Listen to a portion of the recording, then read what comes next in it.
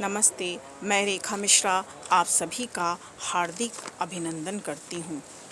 मेरा आज का विषय है सरदार पूर्ण सिंह द्वारा रचित आचरण की सभ्यता, जिसमें उन्होंने बताया है कि व्यक्ति के जीवन में धन, विद्या, राजस्व, साहित्य आदि का महत्वपूर्ण स्थान है, लेकिन शुद्ध आचरण का व्यक्ति के जीवन में सर्वोपरि स्थान है। उन्होंने शुद्ध आचरण को सबसे बड़ी निधि बताई है। उन्होंने कहा जिसके पास यह निधि है वह व्यक्ति निर्धन होकर के भी धनवान है। शुद्ध आचरण के लिए उन्होंने यह बताया कि इसके लिए मनुष्य के हृदय में दया, उदारता, प्रेम आदि का भाव निहित होना चाहिए। इसीलिए यह मनुष्य जीवन में सर्वोपरि स्थान रखता है। आचरण की जो भाषा है वह सदैव मौन रहती है। यह शांत हो करके भी बहुत कुछ कह जाती है। इसी गुण के कारण यह दैवी एवं अलौकिक है। ऐसे व्यक्तियों के संपर्क में आकर लोग अत्यधिक शांति एवं आनंद का अनुभव करते हैं, और जो व्यक्ति सदाचारी व्यक्तियों के संपर्क में आते हैं वे अपने आचरण से उनके ऊपर चिरस्थायी प्रभाव छोड़ते हैं।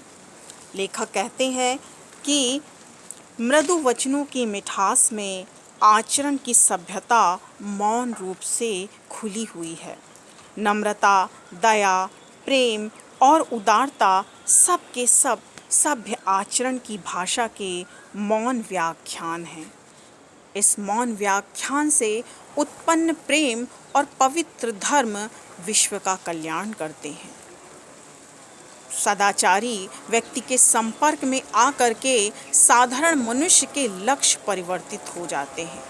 उनके जीवन में व्यापक परिवर्तन दिखाई देता है, और यह परिवर्तन इतना व्यापक हो जाता है कि वो चर अचर सभी के प्रति उनके मन में सभी का दृष्टिकोण परिवर्तित होता हुआ दिखाई देता है।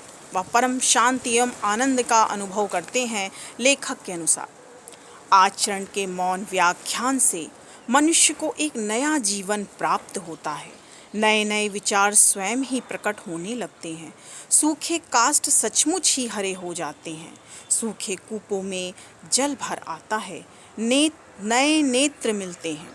कुल पदार्थों के साथ एक नया मैत्री भाव फूट पड़ता है। सूर्य, जल, वायु, पुष्प, पत्थर, घास, पात, नर, नारी और बालक तक में एक अश्रुतपूर्व सुंदर मूर्ति के दर्शन होने लगते हैं। तो इस प्रकार जो मौन आचरण का जो प्रभाव है वो व्यक्ति के जीवन में सकारात्मक परिवर्तन करता है, वह उसे सकारात्मकता की ओर अग्रसर करता है। लेखक ने मौन व्याख्यान के 3 गुण बताए हैं: बलवती, अर्थवती और प्रभावती। यह जो मौन व्याख्यान है यह अत्यधिक शक्तिशाली है, सार्थक है और प्रभाव से युक्त है। इसके समक्ष मातृभाषा, साहित्य भाषा और अन्य भाषा भी तुच्छ से प्रतीत होते हैं। प्रेम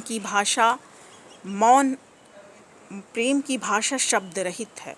जो प्रेम करता है वह ये आवश्यक नहीं कि शब्दों के माध्यम से यह प्रकट हो, अपितु उसके हाव भाव से प्रेम प्रकट होने लगता है। यह हाव भाव से प्रकट होने वाली मनोवृत्ति है।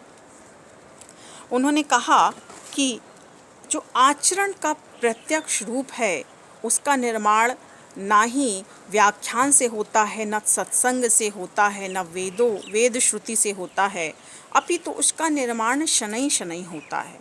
ठीक उसी प्रकार जिस प्रकार एक सुनार 100 बार हथौड़े से स्वर्ण पर वार करके उसको एक सुंदर साकार रूप प्रदान करता है, उसी प्रकार आचरण का जो रूप है वह शनैः शनैः साकार सनई सनई साकार होता हुआ दिखाई देता है। लेखक ने कहा है, बर्फ का दुपट्टा बांधे हुए हिमालय इस समय तो अति सुंदर, अति ऊंचा और गौरवान्वित मालूम होता है, परंतु प्रकृति ने अगणित शताब्दियों के परिश्रम से रेत का एक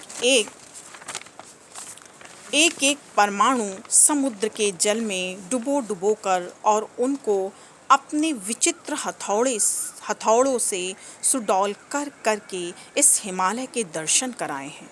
आचरण भी हिमालय की तरह ऊंचे कलश वाला मंदिर है। यह वह आम का पेड़ नहीं जिसको मदारी एक क्षण में तुम्हारी आंखों में धूल डालकर अपनी हथेली पर जमा दे। इसके बनने में अनंत काल लगा है। पृथ्वी बन गई, सूर्य बन गया, तारागण आकाश में दौड़ने लगे, परंतु अभी तक आचरण के सुंदर रूप के पूर्ण दर्शन नहीं हुए हैं। कहीं कहीं उसकी अत्यल्प छटा अवश्य दिखाई देती है। लेखक ने यह भी बताया है कि पुस्तकों में जो तौर तरीके लिखे हैं आचरण प्राप्ति के, उनसे बदहजमी हो जाती है। शास्त्र चर्चा, सत्संग चर्चा, वेद चर्चा, इन सब से आचरण की प्राप्ति संभव नहीं है। यह तो साधारण वाणी और शब्द तो साधारण जीवन के चोचले हैं। उन्होंने बताया कि हम आचरण की प्राप्ति के लिए जब किसी सदाचारी व्यक्ति के आचरण को देखेंगे तभी हम उसके आचरण को ग्रहण करेंगे और उसके प्रति नतमस्तक होंगे। आचरण की यह महिमा है कि अगर मंदिर का पुजारी स्वयं ब्रह्म ऋषि और अगर मस्जिद का पुजारी स्वयं रसूल या पैगंबर और गिरजा घर का पादरी स्वयं ईशा का आचरण करे तो हम सब उसके मुरीद हो जाएंगे। इस प्रकार आचरणवान व्यक्ति के आचरण का मनुष्य के जीवन पर किस प्रकार चिरस्थायी प्रभाव पड़ता है, यह उन्होंने बताया है। लेखक ने यह भी उदाहरण दिया है कि लेखक ने एक ब्राह्मण का प्रसंग का जिक्र करते हुए कहा है कि एक ब्राह्मण वह यह नहीं जानता है कि वह किस देश और किस जाति की कन्या को बचाने के लिए नदी में कूद पड़ रहा है, लेकिन वह उसको बचाता है। उसका यह कार्य जब हम देखते हैं तो कहीं ना कहीं पशु और मनुष्य सभी को समझने में, उसके आचरण को समझने में देर नहीं लगती है। इसके अलावा उन्होंने एक और सुंदर आचरण के प्रसंग को दिया है। उन्होंने शिकार में भटके हुए राजा और पहाड़ी निर्धन किसान का प्रसंग वर्णित किया है, जिसमें उन्होंने बताया है कि एक राजा भटक जाता है शिकार खेलते हुए और वह निर्धन पहाड़ी किसान के घर में आ जाता है। निर्धन पहाड़ी किस प्रकार उसे राजा को अपने यहाँ आश्रय देते हैं, किस प्रकार उनका संपूर्ण भीगे हुए उनके शरीर का संपूर्ण जल आग के माध्यम से किस प्रकार सुखाते हैं, उनके सारे कपड़े सुखाते हैं और उन्हें खाने में मोटी रोटी और साग देते हैं और यथोचित जो भी बिछौना होता है, जो उनके घर में होता है, गर्म छाल, पशुओं के चर्म से निर्मित जो गर्म छाल है, उससे निर्मित जो बिछौना है वह उसे ओढ़ने के लिए प्रदान करता है और स्वयं बिना बिछौने के ज़मीन पर सो जाता है। उसका यही आचरण है जो व्यक्ति के जीवन पर चिरस्थायी प्रभाव छोड़ता है। लेखक के अनुसार मनुष्य का जीवन इतना विशाल है कि उसमें आचरण को रूप देने के लिए नाना प्रकार के ऊंच नीच और भले बुरे विचार, अमीरी और गरीबी, उन्नति और अवनति इत्यादि सहायता पहुंचाते हैं। पवित्र अपवित्रता उतनी ही बलवती है जितनी कि पवित्र और पवित्रता। जो कुछ जगत में हो रहा है वह केवल आचरण के विकास के अर्थ हो रहा है। उन्होंने कहा है कि आचरण को भली भांति निर्मित करने में, उसको गढ़ने में, उसको भली भांति कुंदन करने में पवित्रता और अपवित्रता का महत्वपूर्ण स्थान है। उन्होंने इसके उदाहरण के लिए जगई मदई नामक लुटेरों का वर्णन किया है कि वे किस प्रकार लुटेरे होते हैं और महाप्रभु चैतन्य के व्याख्यान से अत्यधिक प्रभावित होते हैं। और इसके अलावा उन्होंने सूरदास का भी वर्णन किया है, जो सूरदास बिल्कुल अंधकार में डूबे थे, अज्ञानता के अंधकार में डूबे थे। कहाँ कृष्ण जैसे चरित्र का वर्णन करके वो अत्यधिक उज्जवल हो जाते हैं। इसके अलावा उन्होंने माउली नामक वेश्या का भी वर्णन किया है, जो कि पवित्र यीशु के उपदेश से या यीशु के आचरण को देख करके पवित्र आत्मा हो जाती है और पूजनीय माँ बन जाती है। उन्होंने ध्रुव की उस सौतेली माँ का भी वर्णन किया है, जो अपने आचरण से ध्रुव को एक अटल स्थान दिलाने में महत्वपूर्ण योगदान देती है। इस प्रकार आचरण के निर्माण में सभ्यता, पवित्रता और अपवित्रता का महत्वपूर्ण स्थान है। इसके अलावा उन्होंने यह भी बताया है कि उदाहरण के रूप में उन्होंने यह प्रस्तुत किया है कि राजा में फ़कीर छिपा है और फ़कीर में राजा, बड़े से बड़े पंडित में मूर्ख छिपा है और बड़े से बड़े मूर्ख में पंडित, वीर में कायर और कायर में वीर सोता है, पापी में महात्मा और महात्मा में पापी डूबा हुआ है। उन्होंने कहा कि जो सद आचरण से युक्त व्यक्ति हैं वो सभी संप्रदाय के लिए शुभ एवं कल्याणकारी हैं। वो जिस धर्म में जन्म लेते हैं उस धर्म को गौरवान्वित करते हैं। उन्होंने कहा कि आचरण का विकास जीवन का परम उद्देश्य है और इसके लिए उन्होंने अनेक शारीरिक, मानसिक एवं आध्यात्मिक साधन बताए हैं। उन्होंने बताया कि शुद्ध आचरण से युक्त व्यक्ति स्वयं अपना पथ निर्मित करते हैं और इस प्रकार हमें भी अपना पथ स्वयं निर्मित करना चाहिए और उस पर चलना चाहिए। और उन्होंने यह भी बताया कि यदि किसी व्यक्ति को ईश्वर का ज्ञान नहीं है और वह अपने कर्म को बड़ी निष्ठा के साथ करता है तो उसका आचरण अनुकरणीय है, उसका आचरण दर्शनीय है। सुनाई गई कहानियों के आचरण से कहे हुए निरर्थक शब्दों से उसके आचरण अधिक महत्व के हैं। उन्होंने यह भी बताया कि स्वयं लेखक के अनुसार ईश्वर के ज्ञान एवं ध्यान से श्रेष्ठ एक व्यक्ति की कर्मनिष्ठा है। वे स्वयं लिखते हैं, ना मैं किसी गिरजे में जाता हूँ और ना किसी मंदिर में, ना मैं नमाज पढ़ता हूँ और ना ही रोज़ा रखता हूँ, ना संध्या ही करता हूँ और ना कोई देव पूजा ही करता हूँ, ना किसी आचार्य के नाम का मुझे पता है और ना किसी के आगे मैंने सिर ही झुकाया है, तो इसमें प्रयोजन ही क्या और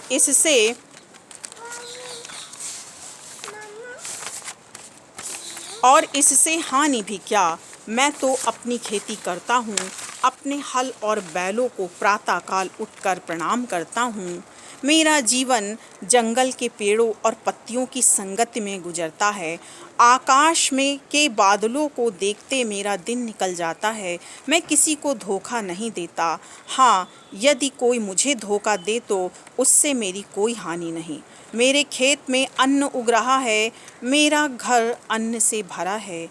बिस्तर के लिए मुझे एक कमली काफ़ी है, कमर के लिए लंगोटी और सिर के लिए एक टोपी बस है। हाथ पाँव मेरे बलवान हैं, शरीर मेरा आरोग्य है, भूख खूब लगती है। बाजरा और मकई, छाछ और दही, दूध और मक्खन मुझे और बच्चों को खाने के लिए मिल जाता है। क्या इस किसान की सादगी और सच्चाई में वह मिठास नहीं जिसकी प्राप्ति के लिए भिन्न भिन्न धर्म संप्रदाय लंबी चौड़ी और चिकनी चुपड़ी बातों द्वारा दीक्षा दिया करते हैं। तो उन्होंने यही बताया है कि जो व्यक्ति धर्म निष्ठा से अपने कार्य को करता है, सही मायने में वह सदाचारी व्यक्तित्व का उदाहरण है। उन्होंने एक प्रसंग यह भी बताया कि साहित्य, संगीत और कला की अधिकता ने रोम को विलासी बना दिया। वहीं एंग्लो सैक्सन जाति ने अपने परिश्रम से अपनी जाति का नाम रोशन किया। उन्होंने कहा, धर्म किसी जाति को उन्नत नहीं करता, अपितु परिश्रम, अन्वेषण ये सब किसी जाति को उन्नति प्रदान करने में महत्वपूर्ण भूमिका निर्वहन करते हैं। उन्होंने बताया कि जो आचरण का मोती है वह बड़े परिश्रम से मिलता है। यह मनोरथ की वस्तु नहीं है, अपितु सतत प्रयत्न से, परिश्रम से व्यक्ति को यह मोती प्राप्त होता है। उनके अनुसार उसका सिर तो शिलाओं के ऊपर घिस घिस कर बनता है, उसके फूल तो सूर्य की गर्मी और समुद्र के नमकीन पानी से बारंबार भीग कर और सूख कर अपनी लाली पकड़ते हैं।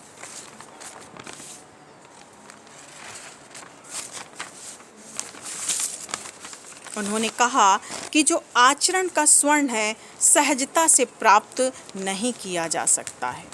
यह कार्य उतना ही कठिन है कि जिस प्रकार समुद्र का सारा जल वाष्पित कर दिया जाए तो उसमें एक कण रेडियम बड़ी दुर्लभता से प्राप्त होता है, उतना ही दुर्लभ आचरण का स्वर्ण प्राप्त करना है। आज हम पाश्चात्य संस्कृति का अनुकरण कर रहे हैं, पाश्चात्य सभ्यता का अनुकरण कर रहे हैं और हम असभ्य होते जा रहे हैं और हम अपनी ऋषि सभ्यता को विस्मृत करते जा रहे हैं। इसके विपरीत पाश्चात्य देशों में हमारी सभ्यता एवं संस्कृति का अनुकरण हो रहा है और वह हमारी यह सभ्यता वहाँ पर फल फूल रही है। तो हम कहीं ना कहीं जो सरदार पूर्ण सिंह है वो सभी के समक्ष अपना यह भाव रखना चाहते हैं कि जो हमारी सभ्यता थी, जो ऋषि सभ्यता थी, वो उस आचरण की सभ्यता को हमें पुनः प्राप्त करना होगा और उसके लिए प्रयत्नशील रहना होगा। लेखक ने यह भी बताया है कि शुद्ध आचरण की प्राप्ति के लिए हमें आडंबर की आवश्यकता नहीं है। आडंबर की यदि आवश्यकता होती तो भारतवर्ष शुद्ध आचरण की प्राप्ति वाले लोगों में सर्वोपरि स्थान रखता। वे कहते हैं कि भाई, माला से तो जप नहीं होता, गंगा नहाने से तो तप नहीं होता, पहाड़ों पर चढ़ने से प्राणायाम हुआ करता है, समुद्र में तैरने से नेति धुलती है, आंधी पानी और साधारण जीवन के ऊंच नीच, गर्मी सर्दी, गरीबी अमीरी को झेलने से तप हुआ करता है। आध्यात्मिक धर्म के स्वप्नों की शोभा तभी भली लगती है जब आदमी अपने जीवन के धर्म का पालन करे। उन्होंने यह भी बताया कि जो हम किस प्रकार बाह्य आडंबर न करें तब हम शुद्ध आचरण की प्राप्ति कर सकते हैं और उससे प्राकृतिक सभ्यता आएगी और प्राकृतिक सभ्यता के आने पर ही मानसिक सभ्यता आती है और तभी वह मानसिक सभ्यता स्थिर रह सकती है। मानसिक सभ्यता के प्राप्त होते ही हमारे शारीरिक, मानसिक एवं आध्यात्मिक सभी संकट समाप्त हो जाएंगे। ईर्ष्या, द्वेष, विद्रोह, ऊंच नीच, गरीबी, अमीरी आदि की भावना समाप्त हो जाएगी और सच्ची मानवतावाद की स्थापना होगी और चारों ओर प्रसन्नता का, अखंडता का, एकता का साम्राज्य स्थापित होगा। आचरण की सभ्यता के आगमन पर किस प्रकार के सुरम्य वातावरण का निर्माण होगा, इसकी कल्पना लेखक ने की है और वो अपने शब्दों में लिखते हैं। नीले आकाश से मनुष्य को वेद ध्वनि सुनाई देती है, नर नारी पुष्पवत खिलते जाते हैं, प्रभात हो जाता है, नारद की वीणा अलापने लगती है, ध्रुव का शंख गूंज उठता है, प्रहलाद का नृत्य होता है, शिव का डमरू बजता है, कृष्ण की बांसुरी की धुन प्रारंभ हो जाती है। जहाँ ऐसे शब्द होते हैं, जहाँ ऐसे पुरुष रहते हैं, वहाँ ऐसी ज्योति होती है, वहीं आचरण की सभ्यता का सुनहरा देश है। वही देश मनुष्य का स्वदेश है। इस प्रकार हमें आचरण की सभ्यता, सुंदर आचरण को प्राप्त करने के लिए प्रयत्नशील रहना चाहिए। लेखक का यही भाव सबसे ज़्यादा उभर कर आया है। एक कविता के माध्यम से मैं इस बात की अभिव्यक्ति प्रदान करूंगी। जीवन कुंभ के मुहाने संगम की सहायक किश्तियाँ बन जाती हैं। जीवन कुंभ के मुहाने संगम की सहायक कश्तियाँ बन जाती हैं। सत्संगति और उत्तम आचरण से साधारण जीवात्माएं हस्तियाँ बन जाती हैं। साधारण जीव आत्माएं हस्तियाँ बन जाती हैं। नमस्ते।